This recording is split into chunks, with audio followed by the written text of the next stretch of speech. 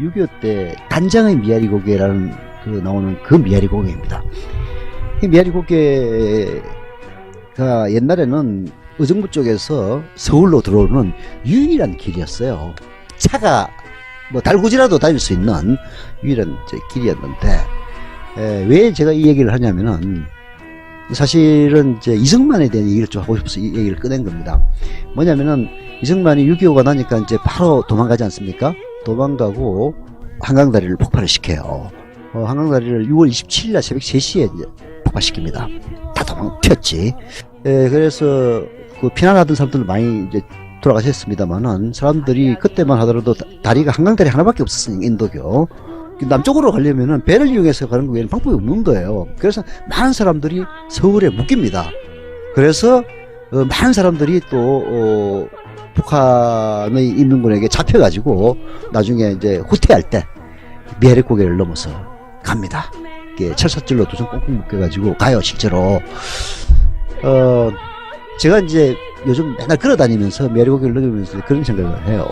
근데 전쟁이라는 게 사실은 그런 많은 사람들에게 아픔을 주는 그런 것들인데, 전쟁 불사론을 외치는 이런 박바들에 대한 그런 감회도 새롭고, 다른 무엇보다도 이제 말씀을 드리고 싶은 것은 이제 이승만이 도망을 가지 않습니까? 근데 이승만이 도망을 2번 갔다는 거 모르죠. 그게 미아리 고개가 뚫렸다는 얘기를 듣고 그대로 발라가지고 대전을 통해서 어디로 가느냐면 대구까지 도망을 갑니다. 그때 걸린 시간이 12시간 정도 걸렸을 거예요. 아무한테도 얘기 안 하고 튀었어요. 그래가지고 이제 대구에 도착을 하니까 그때 이제 수행했던 사람이 너무 많이 왔습니다. 해가지고 다시 대전으로 갑니다. 다시 대전으로 가요. 그래가지고 대전에서 녹음을 해요, 이승만이가. 녹음을 하면서 서울은 무사하니까 여러분은 안심하십시오. 이제랄 하는 방송을 해가지고 그 녹음 테이프를 서울로 보내가지고 거기서 방송하고 이제랄 했어요. 근데 다시 그 위에 평택 쪽이 또 뚫립니다. 그러니까 이 자식이 또 어디로 튀었냐면 이번에는 목포로 도망가요. 그게 전주를 통해가지고 목포로 도망가가지고 목포에서 배를 타고 부산으로 들어갑니다. 그때 걸린 시간이 32시간인데 아까 처음 도망갈 때에 18시간하고 도망갈 때 32시간 동안 아무한테도 안 알리고 혼자서 도망갑니다. 이게 국가 6.25 사태 때 대통령이 박근혜는 7시간 없어가지고 저지를 했잖아요. 이승만이는 무려 48시간 실종되는 거예요. 이제 그 이승만 도망갔다는 얘기는 다들 아는데 대부분 이제 너무 많이 가가지고 대구 갔다가 다시 대전 온 건 아는데 대전에서 또 튄 걸 잘 모르더라고. 저 처음 알았어요. 처음 알았죠? 네. 두 번째 도망갈 때는 대전으로 도망가요. 그때 이제 평택이 뚫렸다는 얘기를 듣고 또 이번에도 아무한테도 얘기 안 하고 혼자 도망갑니다. 그래가지고 전주로 튀었다가 또 더 재미있는 사실은요, 전주로 도망을 갔는데 평택이 아직 안 뚫렸습니다라는 보고를 받고 다시 대전으로 돌아가요. 근데 그때 그 유명한 그 예관이 성남장인가 문장이 있었는데 그 주인이 여자였어요. 이승만이 돌아오니까 방을 안 줍니다. 야, 이 개새끼 하면서. 그것도 유명한 사건이에요. 이승만이 전주로 튀었다가 이제 대구 간 거 말고 두 번째 전주로 튀었다가 다시 대전으로 돌아갔을 때 대전에 말하자면은 그 임시 숙소죠. 숙소 주인이 여관이었는데 그 여관 주인이 이승만을 문전박대를 합니다.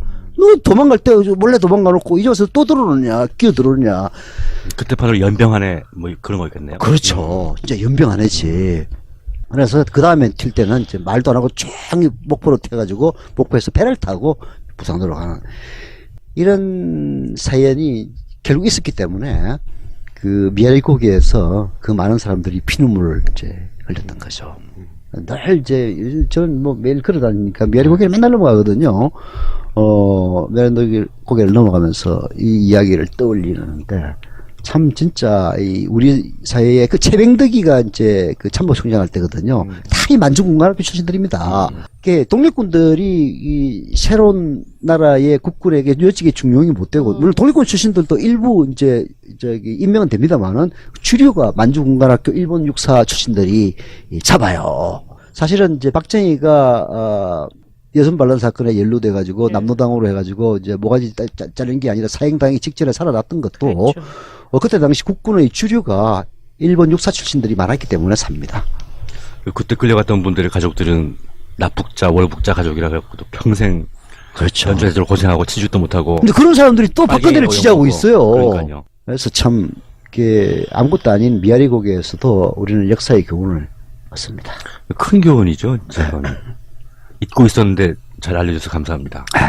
아니, 그 노래를 그 혼자서, 이제 영감쟁이들 다 돼가지고 나도, 속으로 콧노래를 부르면서 이제 걷거든요. 근데 그 사연, 단장의 미아리고개라는 건 반야월이라고 하는 영감쟁이가 이제 작사를 했는데, 그 노래를 부른 분이 이혜연이라는 여자 가수예요. 예. 근데 이 영감쟁이들은 이제 잘 아는데, 이혜연은 그 노래를 계기로 해가지고 이제 히트를 치니까, 단장의 미아리고개로 히트를 치니까, 치과의사 출신의 베니 김이라는 사람하고 결혼을 해서 미국으로 이민을 갑니다. 예. 그래가지고 그 자녀들이 악단을 결성해가지고 한국에서도 대히트를 쳐요. 그 바로 김트리오입니다. 김트리오는 지금 60대 이상만 잘 알죠. 나도 모르는데. 연안부두를 히트시킨. 아, 연안부두 부른 김트리오. 김트리오. 아. 그 김트리오가 바로 이혜영과 그 단장의 미아리고개를 부른 이혜영과 그 남편 치과의사 베니 김이 미국 가가지고 난 아이들이에요? 난 아이들이죠. 이런 사연들이 있습니다. 우리가 아는 거는 그 위청일이가 하던 그 팀이 부른 연안부두 기억하네요. 자, 아니, 뭐, 이런 또, 쓸데없는 얘기를 하면 좋아한다고 그러길래, 내가 이제 한번 해봤는데, 이번에는 별로 크게 호응이 없는 것 같다. 아니요, 수견해주고 좋았고 요즘 대선 국면에서 또 저 돌이켜서 생각해볼 수 있는 얘기죠. 그게 지도자에 따라서 왜 또 그런 일이 당할지 또 알 수 없는 그렇죠. 그 뭐 잃어버린 지도자를 찾아서 시리즈는 우리나라에서 아주 흔하죠. 그 선조가 넘버원이지. 예, 저기 선조부터 시작을 해서 뭐 근대사만 봐도 아니 현대사만 봐도 대한민국 건국 이래로 일단 이승만이 그렇게 흔적 없이 사라졌죠. 그때 당시에 뭐 6.25 당시 그날 아침에 새벽 4시에 북한군이 남침을 해왔는데 38선에서 그 북한군의 동태를 갖다가 연락하는 연락장교, 책임장교가 김종필이고요. 김종필이 새벽에 북한군을 침공했습니다. 빨리 정군에 연락을 하십시오. 그런데 그 위에 있는 상사가 나는 그럴 권한이 없는데? 이래가지고 예? 그래서 아니 북한군이 쳐들어왔는데 권한을 따지고 있냐. 그래가지고 난리가 나가지고 당시 아까 말씀하신 최병덕한테 그냥 뛰어갔는데 최병덕이 그날 전에 술을 새벽 2시까지 먹어가지고 잠을 안 깨는 거예요. 그래서 그 깨우느라고 또 몇 시간이 흘러가고 그러고 뭐 찾으러 갔는데 뭐 누구 어디 갔다는 둥 해가지고 정작 이승만이 북한군 쳐들어왔다는 걸 소리를 들은 게 10시 넘어서 오전 10시 넘어서 새벽 4시에 남침을 했는데 네. 국가 최고 통수권자가 남침 사실을 인지한 게 6시간 내인 오전 10시란 얘기예요. 그렇죠. 이게 진짜 박근혜 잃어버린 7시간과 그대로 영상이 되는 거죠. 근데 아무리 무능한 지도자라 하더라도 일단 있고 없고는 너무나 큰 차이고요. 그렇죠. 예. 그런 거고. 가부간에 혹시 나쁜 결정이라도 빨리 결정해 좀 나을 수가 예, 있는데. 저기 그런 말이 있습니다. 저기 나쁜 결정보다 더 나쁜 결정은 느린 결정이라고. 예, 그러니까. 결정 안 하는 게 더 예. 나쁜 거죠. 없는 그렇죠. 결정이 없으면은 그 더 최악이니까요. 예. 그 6.25 때 그런 것뿐만 6.25 때 뭐 인게 그대로 넘어와가지고 저는 잠적하는 정치인들을 정말 싫어해요. 그 잠적의 또 다른 예로는 손학규 2007년 경선하다가 뭐 지 맘에 안 든다고 그래서 잠적해요. 또 캠퍼스 난리가 난 거예요. 후보가 없어지니까 어디 갔냐고 찾아가지고 한 3일인가 없어졌어요 그때. 그때 강원도 안 갔었나? 강원도 갔나? 뭐 아무튼 어디 몰라 또 하여튼. 들어가가지고 잠적을 해가지고 그 이후로는 이제 손학규는 잠적 전문가가 됐죠. 맨날 어디 잠적해 있대. 근데 잠적해 있다는데 맨날 나중에 사진은 찍혀가지고 뭐 숯건데기 묻히고 나오고 뭐 농사 짓고 뭐 집 나르고 있고 이런 식으로 잠적을 하던데 그런 걸로 인해서 그 21세기의 대한민국을 책임질 수 있는 지도자의 어떤 이미지를 찾기는 좀 힘들죠. 맨날 그렇게 사라지고 그러니까. 그러고는 뭐 또 대표적인 인사가 역시 박근혜고요. 박근혜는 세월호 당시 그날뿐만 아니라 뭐 수시로 없고 뭐 그냥 나타나는 시간 말고는 다 어디 있는지 모르는 시간이니까. 그렇죠. 하다못해 뭐 잠적해 있는 시간이니까. 비서실장이 어딘지 모르겠다고 그랬으니 뭐 할 말. 그것도 국회 나와가지고 그랬잖아요. 그러니까요. 뭐 말해야 뭐 하겠습니까. 그 진짜 말 그대로 경호실장은 알고 있었나 싶기도 하고 뭐 그런 수준이고. 경호실장도 모르면 경호는 뭐 100%잘 되겠네. 네. 아무도 모르잖아. 그러니까요. 최순실만 알아. 그렇지. 그러고 또 제일 최근에 있었던 잠적 정치인은 역시 김종인이죠. 당연히 자신의 실수로 인해가지고, 당헌 당규를 위반한 그런 잘못을 저질러 놔놓고 그러고 다음에 쑥스러웠는지 미안했는지 또 집구석에 처박혀요 그냥. 와인 마시고 자겠다고. 그렇게 해가지고 또 그 소중한 총선 당시에 시간을 갖다가 홀라당 다 날리고. 골든타임을 날리는 데는 잠적이 제일입니다. 맞습니다. 예. 그런 예들이 있기 때문에 사실 그렇게 그거는 뭐 다른 게 아니라 무책임의 대명사들이거든요. 아니 뭐 그냥 왜 나보고 지랄이야 하는 거. 힘들고 어려운 일 있으면 날 찾지 마라는 건데. 니들이 다 처리하고 나서 네. 그다음에 이제 도장 찍거나 아니면은 생색 낼 때는 내가 필요하지? 그러니까요. 아니 생산일 때 제일 필요 없어요. 제일 필요 없는 인간이 그런 인간. 그럴 때는 꼭 나옵니다. 그러니까요. 안전해지면 나오고 그래서 생산일 그 때 나오고. 문재인 대표가 저번에 그 적폐 청산 하는 네. 공약하면서 그 얘기를 했어요. 자기가 뭐 광화문 대통령 그런 얘기를 하면서 일정 행적을 24시간 실시간으로 오픈하겠다. 근데 그게 뭐 자기가 대단해서 하는 게 아니라 외국은 이미 다 그렇게 하고 있고 다 하고 있죠.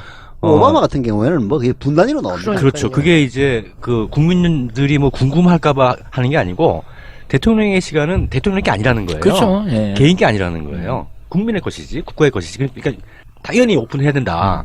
아무래도 그런 경호상의 문제가 아니면은 나중에 이제 공개하는 거는 너무 당연한 일이고요.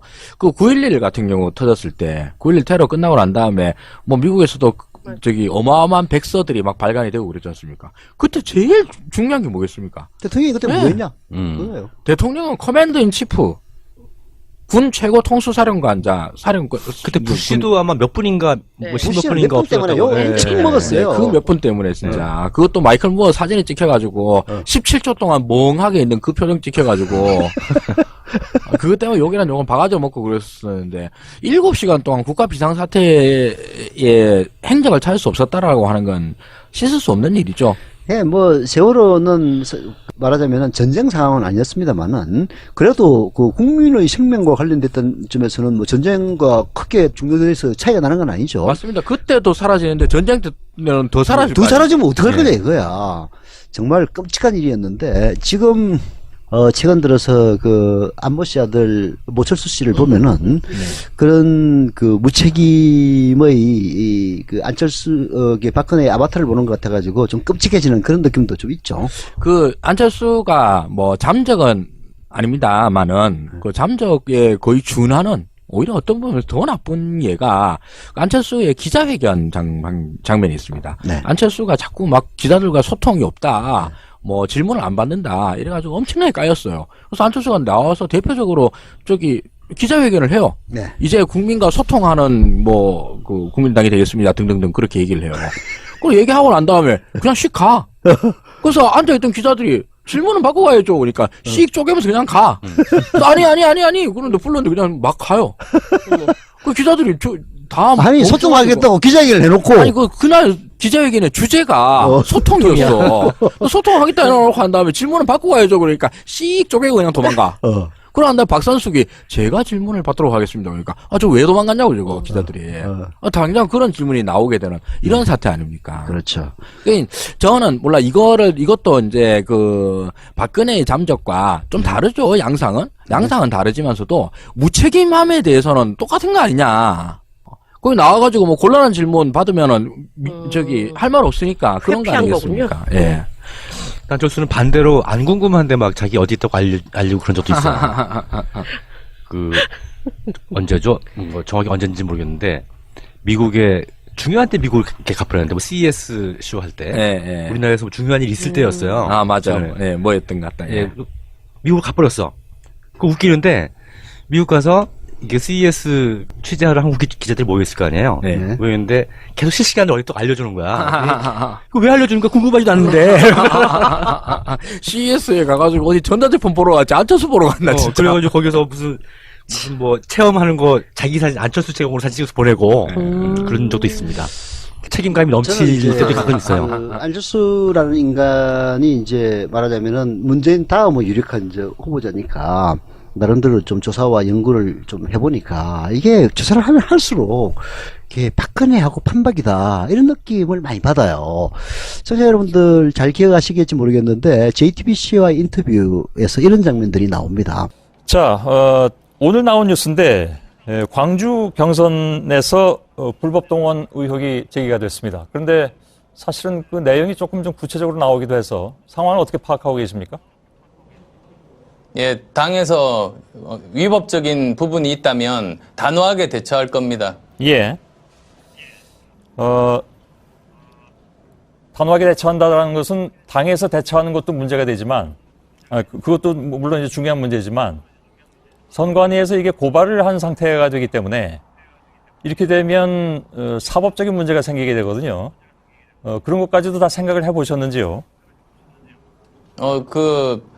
불법적인, 위법적인 부분이 있으면 저도 단호하게 대처하겠습니다. 예. 아무튼 지금 그 전남도 선관위는 광주지방검찰청에 고발을 해놓은 상태입니다. 그 내용을 보니까 제가 아까 좀 구체적이라고 말씀드렸는데, 17대, 130명, 그리고 거기에 액수까지 나와 있기 때문에 이거는 글쎄요, 이게 사실이라면, 물론 국민의당 입장에서는 사실이 아니길 바라시겠지만, 사실이라면 그동안에 말씀해오신 새정치하고는 너무 동떨어진 그런 상황이기 때문에 이게 그 요즘 같은 때 이런 게 있을 수 있는가 하는 그런 그 얘기들도 주변에서 나옵니다. 그러니까 너무 좀 구태적인 것이라는 거죠. 조금 더 상황 파악을 해보셔야 되지 않을까요? 예, 단호하게 대처하겠습니다. 예, 알겠습니다. 아직 상황 파악을 다 자세히 하지는 못하신 것 같아서 더는 질문을 드릴 수가 없는 상황인 것 같은데 일단 알겠습니다.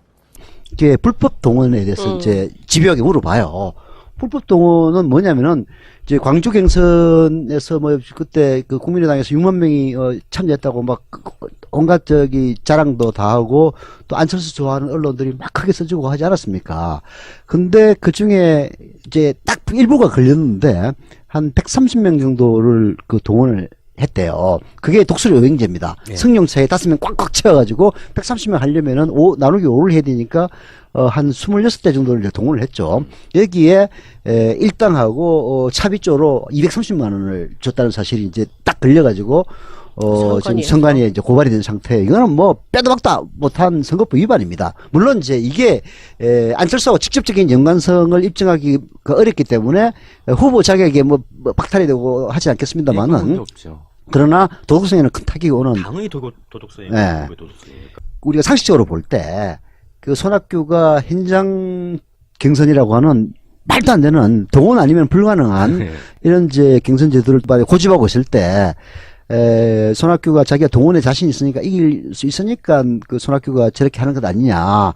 그 두 분 다 그렇게 보셨잖아요. 예. 그래서 이렇게 받아들여지면은 손학규가 이길 수도 있다. 근데 이제 저는 반대로 그래도 지지율을 못 따라간다. 손학규만 동원하는 게 아니라 안철수도 동원이 가능하다. 이제 이런 류의 이제 얘기를 기억이 나는데 결국은 동원했다는 얘기 아니에요. 그렇잖아요. 그래서 이게 이제 도덕성 문제에 큰 타격이 오기 때문에 누구야 누구지? 손학규가 아니고 손석희 이 앵커가 집요하게 질문을 합니다. 근데 안철수의 답변은 딱 박근혜식이에요. 단호히 대처하겠습니다. 네. 그 똑같은 걸 두 번 하고. 네. 아니, 그거 어떻게 생각하느냐라고 물어보는데, 어떻게 생각을 얘기 안 하고, 단호히 대처하겠습니다. 라고 얘기를 해요. 일종의 유체 이탈 내지 유체이탈이죠. 자기 일의 타자화. 그렇죠. 네. 박근혜가 이렇게 물어보면, 그래서 제가 대통령 하겠다는 것 아닙니까? 하는 합법하고 딱 똑같아요.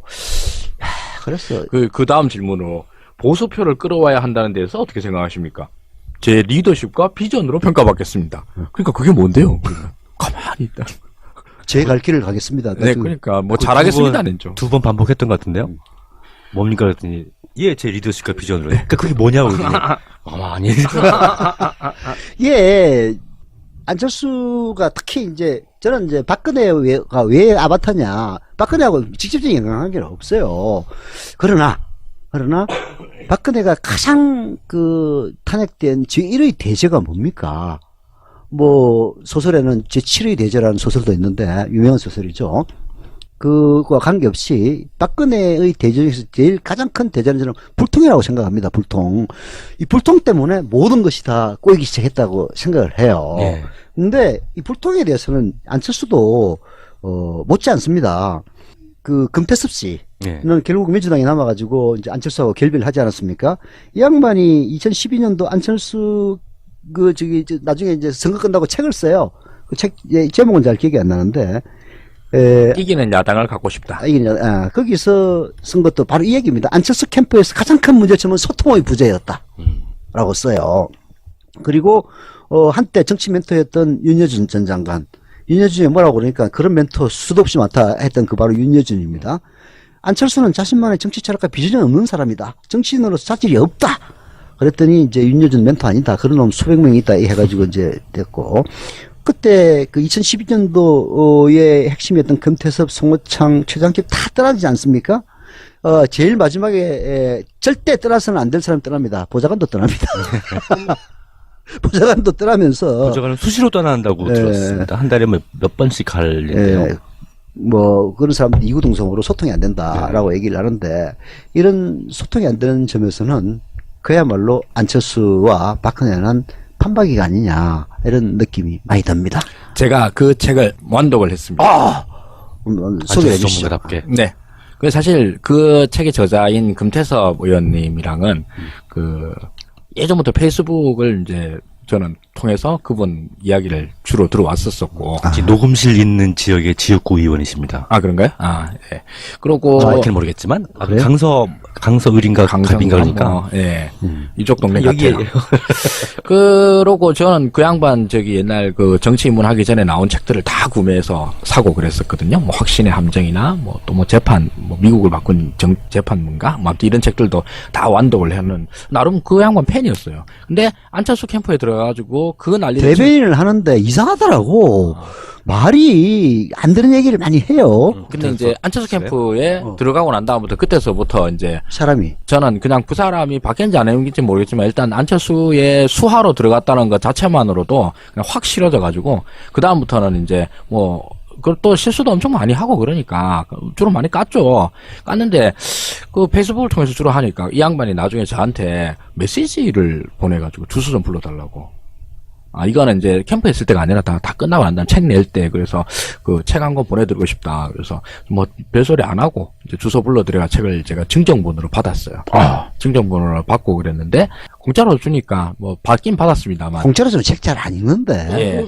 그런데, 진짜 사실 말 그대로 안철수 동네 이야기는 꼴도 보기 싫어가지고 푹 묵혀뒀다가 최근에 다시 안철수가 뜬다고 그러길래 그럼 이쪽 동네 정보를 한번 수집차 완독을 했습니다. 아, 역시 안철수 전문가답군. 예. 일단 그 책 자체는, 굉장히 재밌습니다.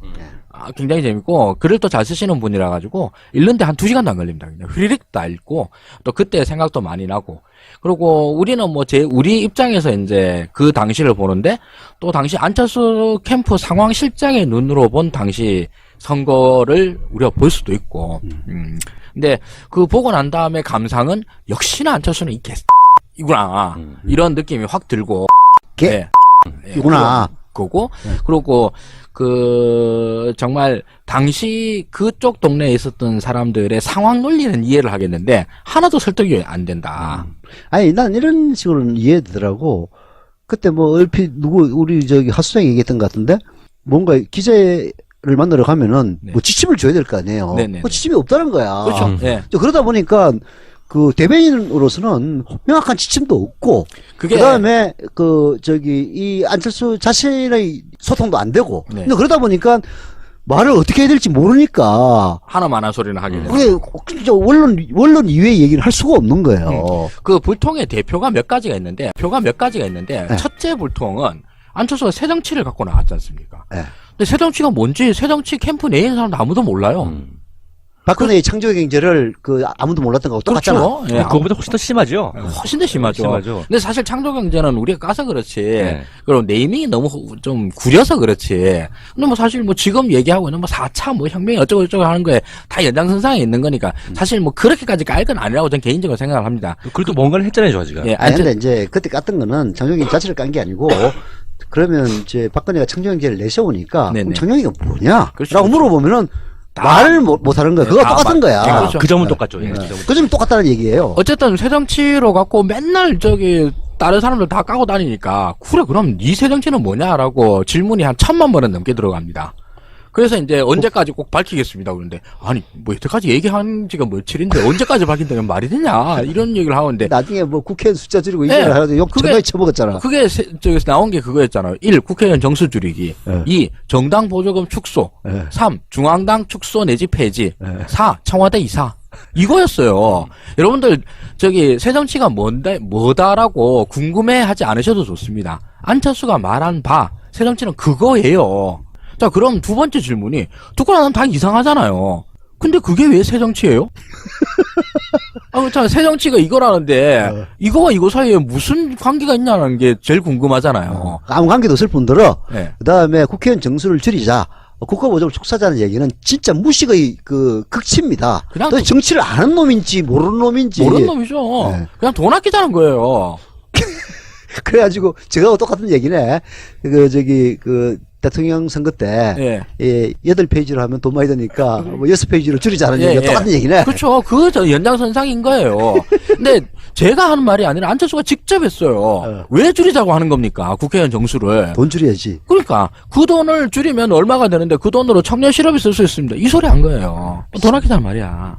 자, 근데 이렇게 나왔는데 대변인 또는 뭐 상황실장 이런 사람들이 언론 인터뷰를 하면서 그거 돈 아끼려고 그러는 겁니까? 이렇게 말은 못 하잖아요. 네. 그 안철수는 그런 말을 해도 돼요. 왜냐하면 전 국민이 다 바보로 아니까. 그런데 그 금태섭 씨나 아니면 그때 당시에 대변인 하시던 정현순 씨나 이런 분들은 그 나름 그 굉장히 훌륭하신 분들이에요. 근데 이런 사람들이 그런 말을 못 하니까 계속 말을 빙빙 돌려. 근데 여기서 이 사람들이 진짜 열이 받아 했던 거는 뭐냐 하면은 이 안철수의 새정치 공약에서 국회의원 정수 줄이기를 누가 만들어서 했는지를 아무도 모른다는 거예요. 여기도 비선이 있구만. 그 책에서도 아무도 모른다고 그래요. 그게 최순실이 드러나기 전까지는 새누리당에서도 아무도 모른다고 그랬잖아. 그렇죠. 아직도 모른대요. 그러나 뭐 그때도 최순실하고 직접 연관성은 몰랐지만 최순실이라고 아는 사람은 있었지. 그렇죠. 지금도 그럴 거예요. 네. 누구라고 하는 시골 뭐는 아니지만 일 거다라는 생각을 하겠죠. 그러고 또 뭐 책에서도 나와요. 나중에 시골 의사가 나중에 다 한번 했다고. 자기도 시골 의사 몇 번 찾아가가지고 뭐 단판도 짓고 등등 했다 그러는데 난 그거 듣고 또 열받더라고. 아니 시골 의사가 언론 인터뷰를 통해서 자기 안철수와 관계없다, 손 뗐다, 절대 무관하다 이런 얘기를 정말 수백 번을 해요. 최순실도 그랬어요. 네, 난 그 얘기를 믿었거든.